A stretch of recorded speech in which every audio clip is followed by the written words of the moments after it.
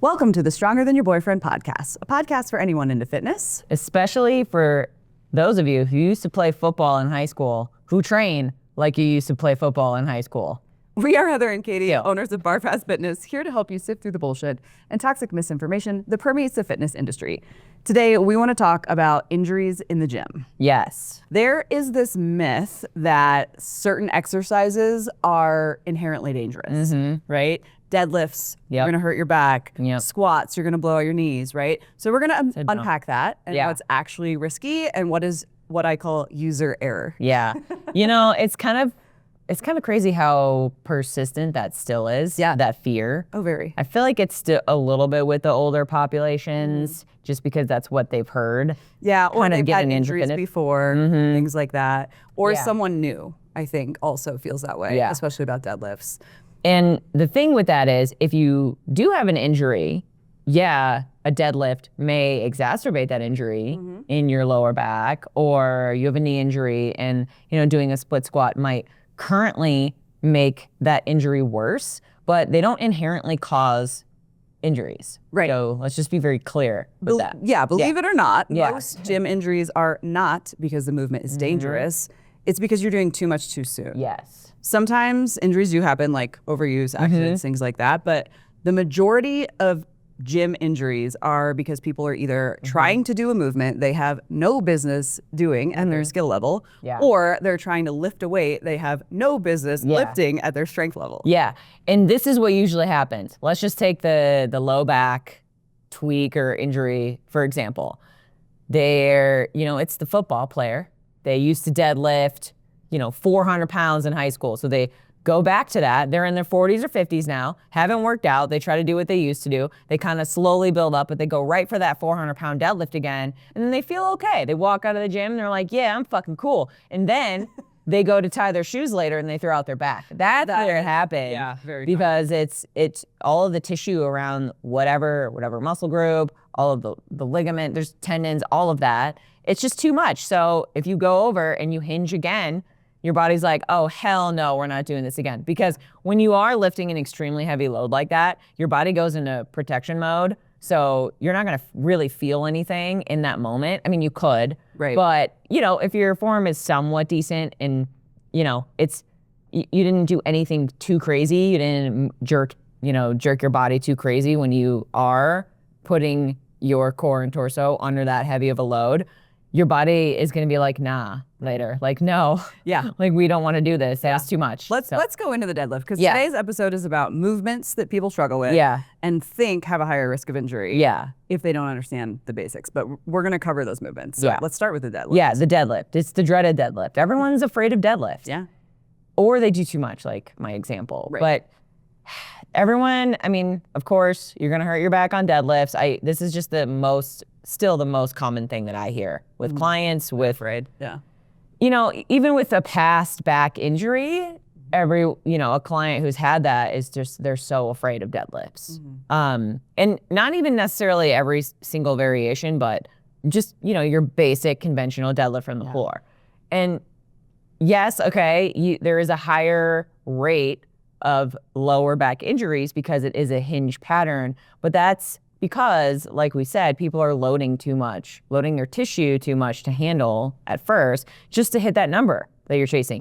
You have to learn, we've talked about this in the past, we have multiple episodes on it. You have to learn how to breathe and brace, right? You have to learn how to brace your core, and you need to learn how to do that with lighter loads at first. You can't just go, okay, we're gonna max out and this is gonna really teach you how to brace your core.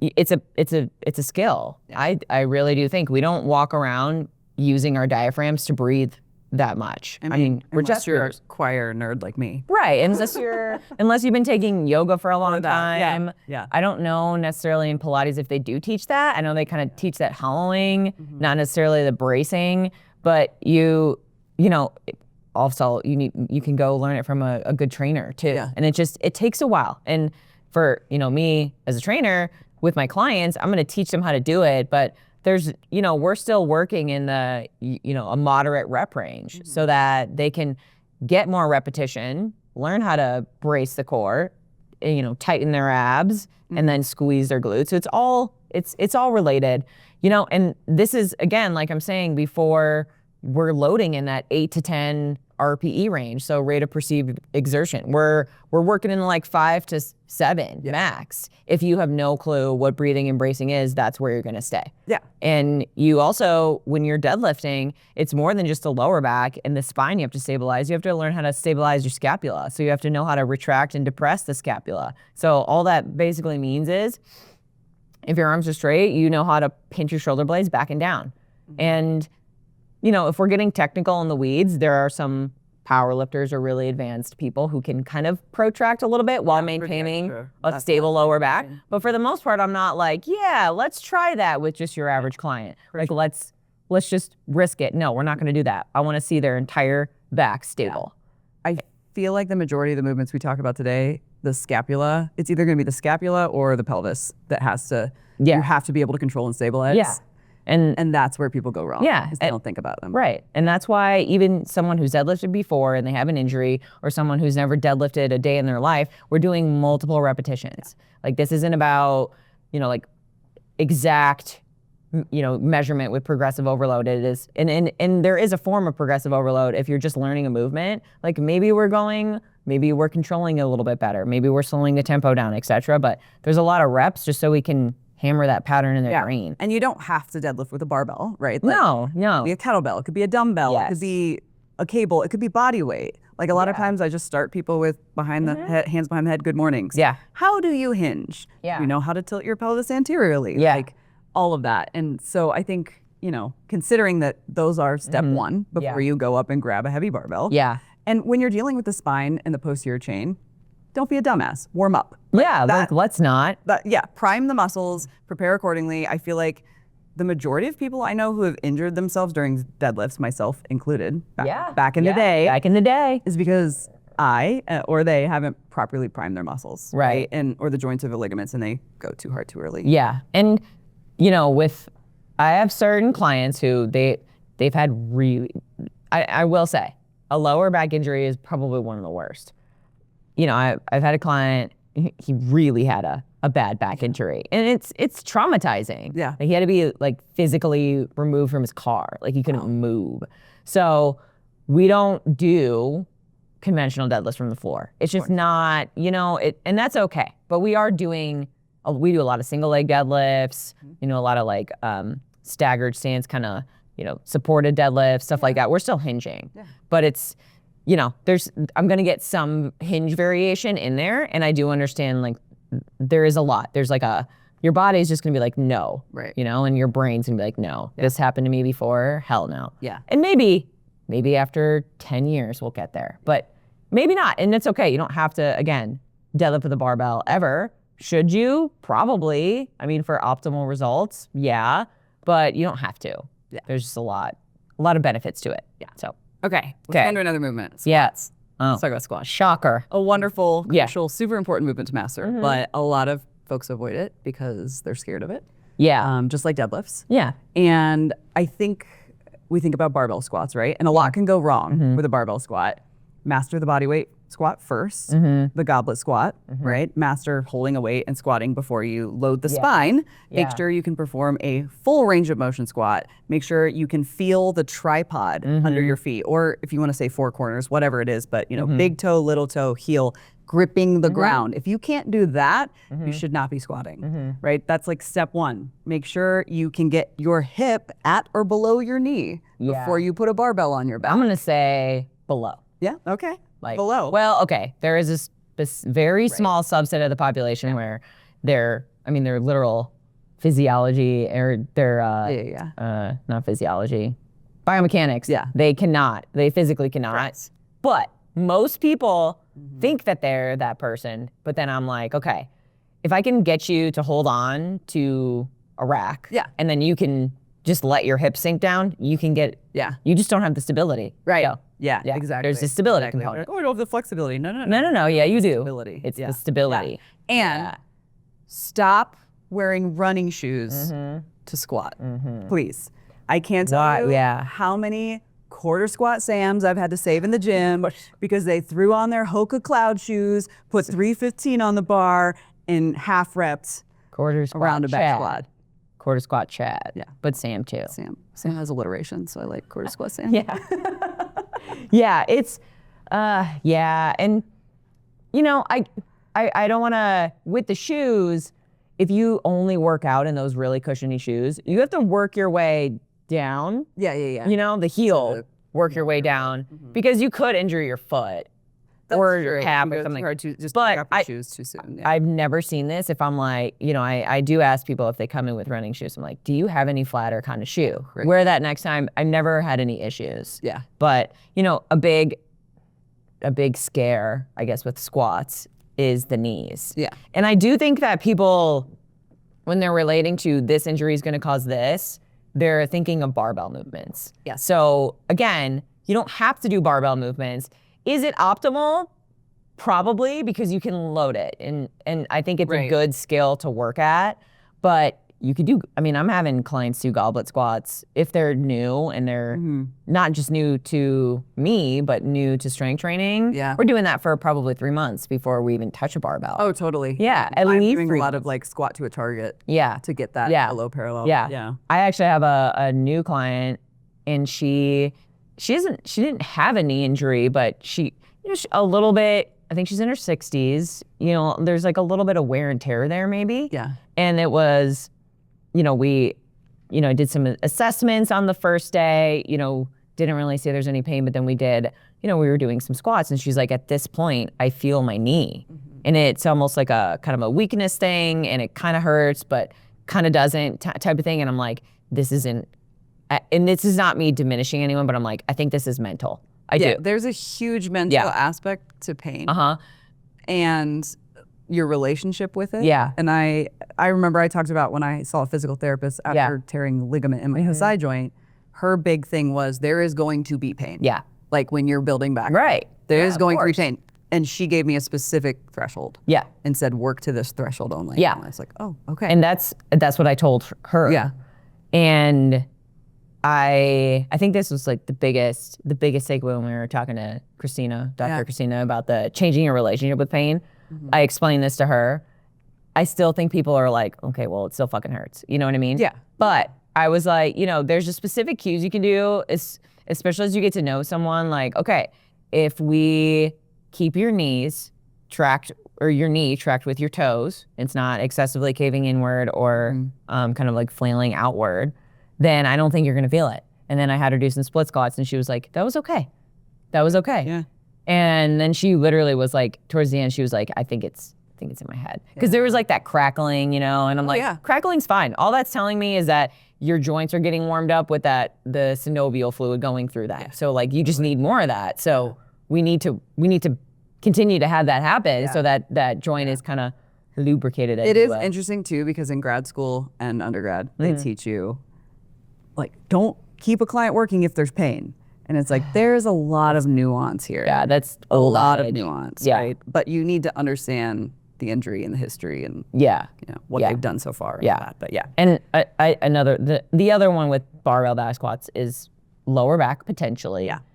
But again, it's the same thing for deadlifts. You need to know how to breathe and brace. And and it's the rib cage down thing. Yeah. It's really hard for people to get without losing the thoracic extension. It takes a lot of practice. So that's why we're not gonna throw you under a barbell at first. Right. Unless you come in and your squat's beautiful and you're like, yeah, I've been back squatting, I've done it before, and then you test it out with the barbell and it's light and it looks great. Okay, that's fine, but that's it. That's why every client is different. Yeah. You know what I mean? Totally. Okay. On to the next one. This isn't necessarily one movement, but jumping or pivoting too fast. Yeah. This is the most common way for people to get injured. Is this the football bro? This is the football bro. This is the football bro. Because they probably did some like lateral bounding and shit when they're in football and jumping. And they probably, you know, if you used to train a certain way and you don't really know what you're doing, you're probably gonna come back and do what you used to do. Of course. So of course they're gonna pull that hammy. Yeah. Because they're just gonna do it. Yeah. Sprinting. Okay. Sprinting. Everyone thinks that they need to run. You don't need to run. yes, I understand low barrier to entry. You can put shoes on and you can just go outside. I think running / sprinting should be this category. And sprinting is a form of jumping / It's bounding. plyometrics from foot to foot. There's Single leg bounding. Every single step you take when you're running, you put 3 times your body weight on one leg. Let's just be very clear. So it's a skill, but people don't treat it that way. Right. So if you don't run, let alone sprint, I promise you, I guarantee you, I would bet my entire savings account that you're gonna pull your hamstring. Like you're gonna fucking pull your hamstring. You can do all the warming up in the world too. Yeah. And I do believe it's important to train fast twitch muscle fibers, which you could do that with strength training, but this stuff I do think is important as you age. Like incorporating some jumping in, incorporating some bounding, but it doesn't need to be a sprint. Like you can literally just start by like jumping in place. Yeah. You know what I mean? And I think people want to sprint because, you know, they have their 2-year-old niece who's crazy like mine. She climbs, she runs, and she's like everywhere all at once. Yeah. So you're like, oh shit, you're watching them, you got to chase them. I need to run. But you're going to hurt yourself, and you can train that explosivity without doing that. So like I was saying, start with safer movements to ease yourself in. Jumping in place. You could just stand and then just jump as high as you can, and then rest and then jump as high as you can. Like also, if people want to train this, they just go fucking hard. They just go right to box jumps, and then they go to max rep box jumps or max height. And I'm like, no. And I do think that this is important to train. Let me go back to that. So Rob and I were talking one day, and he's in his, early 40s, and he was like, yeah, I was, I'm doing stuff around the gym, and then I kind of like jump off the ladder and I feel like my knee's gonna blow out. And I'm like, okay, that is important to not have yourself feel like that. You know what I mean? Because again, you might have to chase something, like really quickly. You might have to jump off something, and you don't wanna blow your knee out. You don't wanna feel like you're about to get there. So again, it is important, but starting with jumping in place, you could do lateral jumps, but again, we're not trying for max distance at first or max height here. Don't go all out at first, ease into it. I think it's important to maintain functional aging, but I think most people don't give a shit. So as long as you're strength training, I think you're gonna be okay. Yeah. Just don't jump off of, the back of your truck or off of your porch or whatever. Totally. And kind of going back to the running and sprinting, which I do think this is all kind of a related category. If you want to do high intensity cardio, which I think that's why people are doing it, like they know it's important, they want to get that cardio in, so they either go running or they just sprint. Do it on a bike. Like it's way safer. I do think you can still get injured on a bike, but I think there's a less of a chance. Or a rowing machine. Yeah. Do sprints there. If you absolutely want to sprint, you need to ease into it. You probably should find someone who knows what good running form is and have them coach you a little bit. You need to warm up a ton, and I still wouldn't go all out, max speed when it easily the first 3 months of you doing it and just starting to sprint, because I don't know, you're just gonna pull your hamstring. I just know you will. And if you Google this or ChatGPT this, the common answer, just doing a little research for the pod, common answer, every article, running. Running is the movement with the highest rate of injury. Yeah. So we're not just talking about strength training movements here. It's definitely not all it's cracked up to be, the running, but a lot of people do run. So if you have the means, please hire a running coach, because it'll save your knees, it'll save your ankles, it'll save your hips, and it'll save that hamstring. So yeah, whenever you're training a powerful plyometric movement, you need the foundations of stability and strength. Yeah. And I think people think that running is not a beginner exercise. No, it's not. People kind of use it as an entry because the barrier to entry is low. You just pop on your shoes and go outside. Right. You need stability and strength. Yeah. In your ligaments, your joints, your muscles before you do any bounding. Yeah. And if you're just trying to get some movement in, and this is that low barrier to entry movement, go for a walk. It's just as effective, probably more effective. You don't need to do the running for cardio. You need to actually strength train. That's what you need to do. But you need to also walk, because we do it. And there's a there's a very low likelihood that you're going to injure yourself as you're walking, unless you're walking really weirdly or with like one shoe on, one shoe off. I don't know. Yeah. I don't know. I'm sure people had done that. Yeah. But yeah. All right. Okay. So Okay. running. Running. Third one. Number 4. Back. Let's talk about overhead pressing. Yeah. And everybody's shoulders being fucked up. Everyone's shoulders. And bench press too. But the reason that bench press gets fucked up is because of the shoulders. Yes, exactly. It's the same thing, yep. right? Like in either of these movements, if you can't stabilize your scapula and control the movement at the shoulder Yeah. joint, you're going to hurt yourself. Common theme. Right? Yeah. Yeah. Yeah. And with bench, I think a lot of it with bench press is because people are so afraid to arch their back, which is hilarious. Yeah, it is hilarious. When I was benching competitively, I'd come home from a powerlifting meet and I'd post a video and I'd be like, oh, I got, first place, whatever. And the biggest thing I hear is, you're going to hurt your back because of the arch. Chad said it. No, bro, I'm not. Yeah, it was a bro. It was definitely a bro. Right? Because I know how to depress and retract and stabilize my scapula Yeah. during the bench press. And I've trained, the arch that you see me using in a competition is something I have trained for years. And it may look extreme to you, but it's not for me, right? And you're probably, Chad, benching with a flat back because you think that's what you're supposed to do, which is causing your shoulders to internally rotate and why you keep dislocating them. Chad. Yeah.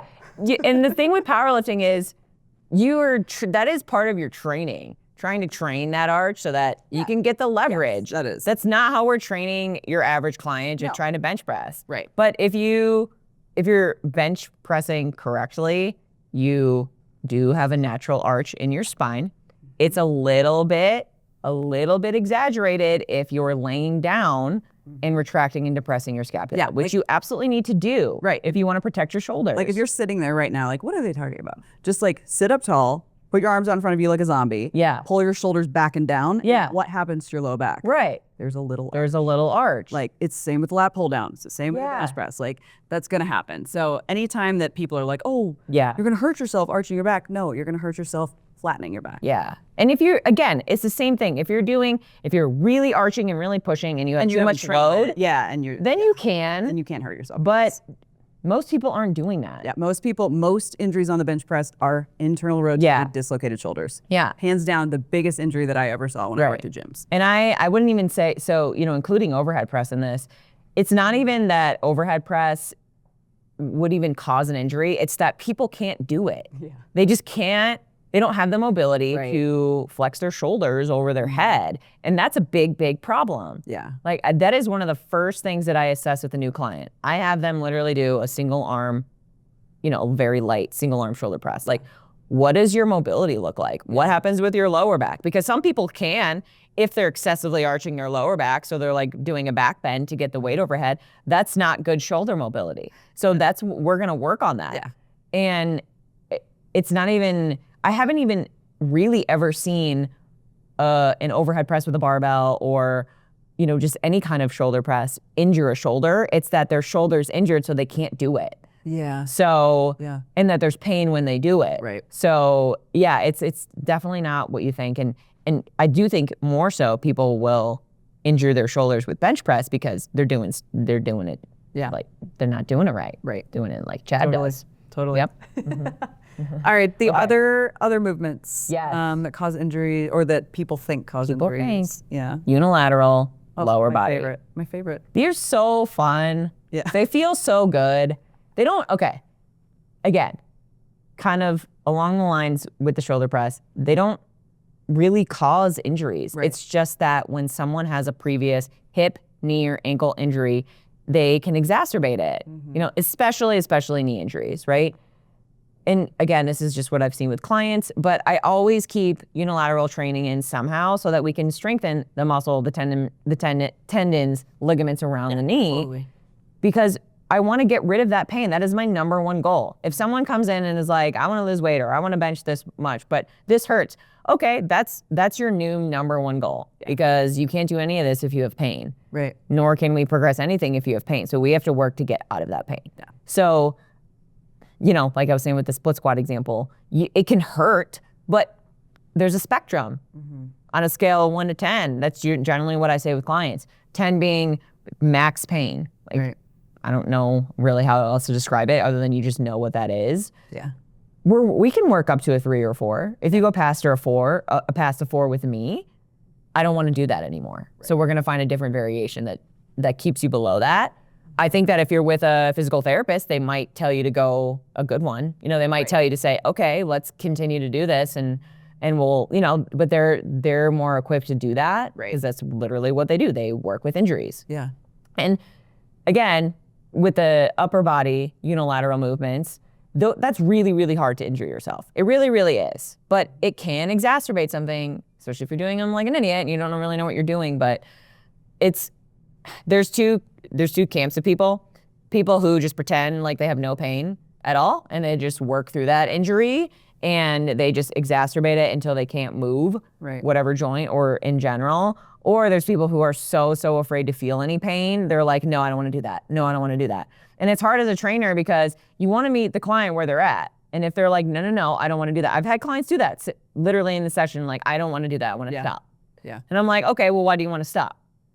Okay, because this. Okay, that's okay. We can stop for today, but this is what's happening. I'm going to explain to you why we're going to continue to work up to this because it's important. Yeah. So it's okay to do that sometimes. It's okay to you know, you want the client to come back. You don't want to scare them away. So it's a delicate balance. Yeah. You know, it's emotional. It is. You're like a therapist as a trainer. That's your second job, and if you didn't know. Yeah. So yeah. Okay. So number one exercise with the highest rate of injury is being a dumbass. Yeah, being a dumbass. Confirm that today. Number 1 through 5. Number 2 is running. And everything else is just user error. Yeah. User error. Hire a trainer or a coach. Yeah. But don't be a dumbass. Just go for a walk. Can we just walk more instead of running? And I understand if you like running, that's great. I love that for you. But it's still a skill. Yeah. And you still will get injured just because you love it. Doesn't mean that you won't get injured. So, okay. All right. All right. Peace out.